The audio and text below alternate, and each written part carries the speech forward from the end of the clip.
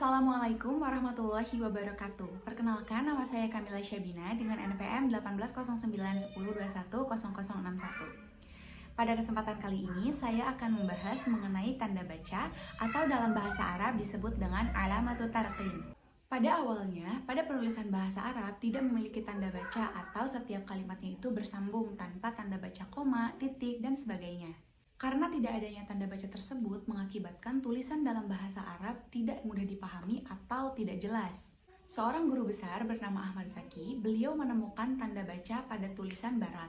Ketika ia melihat, ia menyadari bahwa dalam bahasa Arab tidak ada tanda baca seperti yang ada di tulisan orang-orang barat. Sehingga pada tahun 1912, beliau merasa pada waktu itu adalah waktu yang tepat untuk menerapkan tanda-tanda baca seperti yang ada di tulisan orang-orang barat. Beliau pun menulis dalam sebuah buku dengan berbahasa Arab yang diberi judul At-Tarqimu wa Alamatuhu, yang artinya ciri tanda baca. Alasan mengapa penulis memilih kata tarkim dalam menulis judul bukunya adalah karena tarkim memiliki makna yang artinya tanda-tanda atau petunjuk yang memberikan sebuah seni dalam penulisan. Sampai akhirnya pada tahun 1932, Komite Penulisan Akademi Bahasa memutuskan untuk menerapkan tanda-tanda baca yang sudah ditetapkan oleh Kementerian Pendidikan Umum bagian At-Tarbiyah wa Ta'lim. Berikut adalah nama dan lambang tanda baca.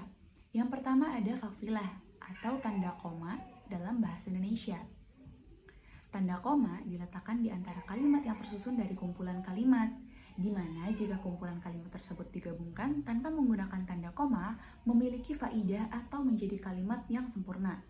Di antara kalimat yang panjangnya menyerupai sebuah jumlah dalam bahasa Arab dan diletakkan setelah munada atau kata panggilan.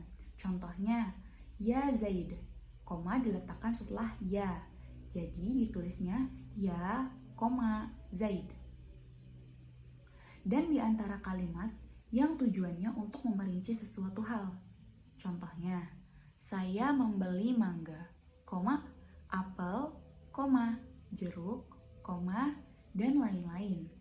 Jadi, tanda koma bisa diartikan untuk mengisyaratkan berhenti sejenak. Kemudian yang kedua, fasilah mantuqah atau tanda titik koma. Tanda titik koma ini diletakkan di antara kalimat yang panjang yang tersusun dari kalimat-kalimat yang berfaedah di antara dua kalimat, di mana kalimat pertamanya menyatakan sebab dari kalimat kedua atau sebaliknya. Kemudian yang ketiga, nuktoh atau tanda titik. Titik disebut juga sebagai tanda henti, ditempatkan di akhir paragraf dan juga di akhir sebuah kalimat yang sudah memiliki makna yang sempurna. Dan yang keempat, nuktotain atau tanda titik dua. Titik dua digunakan untuk menerangkan ucapan atau yang menyerupai ucapan, seperti contohnya kutipan dalam tulisan Al-Quran, kutipan hadis, dan sebagainya. Kemudian yang selanjutnya adalah istifham atau tanda tanya dalam bahasa Indonesia. Tanda tanya diletakkan di akhir sebuah kalimat dengan tujuan menanyakan sesuatu. Kemudian, tasur atau tanda seru. Tanda seru diletakkan di akhir kalimat yang mengungkapkan perasaan seperti kagum, bahagia, sedih, celaan, ancaman, permintaan yang bisa diletakkan setelah kalimat tanya yang tujuannya bukan untuk menanyakan sesuatu. Kemudian yang selanjutnya kuson atau tanda kurung buka. Tanda kurung buka digunakan di tengah sebuah paragraf yang menyisipkan tambahan keterangan atau penjelasan. Kemudian alamat tansis atau tanda petik dua. Tanda petik dua ini digunakan untuk mengapit kutipan yang bersumber dari pembicaraan, naskah atau catatan, karangan, dan sebagainya. Dan kalimat tersebut diletakkan di antara tanda petik tersebut. Kemudian asyartoh, tanda hubung, tanda pemisah, atau tanda penyambung, tujuannya untuk menunjukkan kedua kalimat tersebut menjelaskan pokok pembahasan yang sama.